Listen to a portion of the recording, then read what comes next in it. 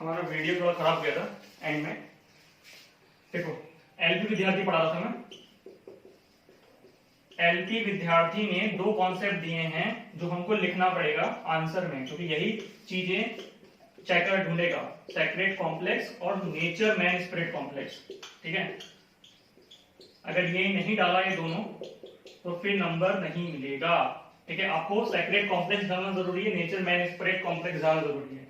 अब ये क्या है ये मैं आगे पढ़ाऊंगा, जब 15 मार्कर में पूरा समझाऊंगा कि विलेज स्टडीज और इन सब चीजों को समझाऊंगा, तब ये दोनों कॉन्सेप्ट मैं अच्छी तरह से कंप्लीट करूंगा। अभी बस इतना याद रखना कि एलपी विद्यार्थी ने ये दोनों कॉन्सेप्ट दिए थे।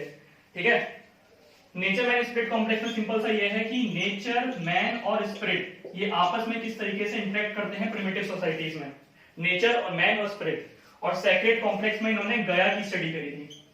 ठीक है, गया की स्टडी करी थी, पूरा समझाऊंगा अच्छे से। तो एलपी विद्यार्थी के दो कॉन्सेप्ट हैं। अब सुनो, एलपी विद्यार्थी में जो सेक्रेट कॉम्प्लेक्स दिया था, this was the first concept in Indian anthropology to be invented by Indian anthropologist. Indian anthropologist के द्वारा इंडियन एंथ्रोपोलॉजी में डेवलप करने वाला पहला इंडियन कॉन्सेप्ट ये था, सेक्रेट कॉम्प्लेक्स। और इसी कहानी को बोलते हैं इंडियनाइजेशन ऑफ इंडियन एंथ्रोपोलॉजी, जो 1970 के बाद स्टार्ट हुई, जिसमें एक बड़ा नाम एलपी विद्यार्थी का है, क्योंकि यही वो बंदा था जिसने हमें एफसीए के बारे में बताया अपनी किताबों के जरिए। याद करो, 2 किताबें लिखी थी इन्होंने, the rise of Indian anthropology में।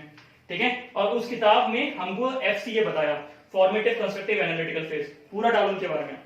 LP विद्यार्थी propounded the first concept sacred complex in Indian anthropology.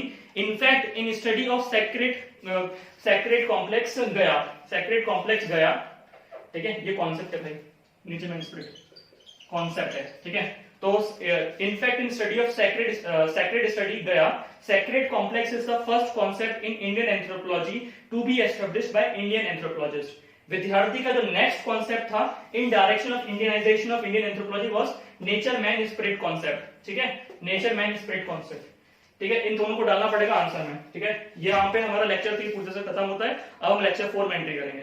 इतना खत्म।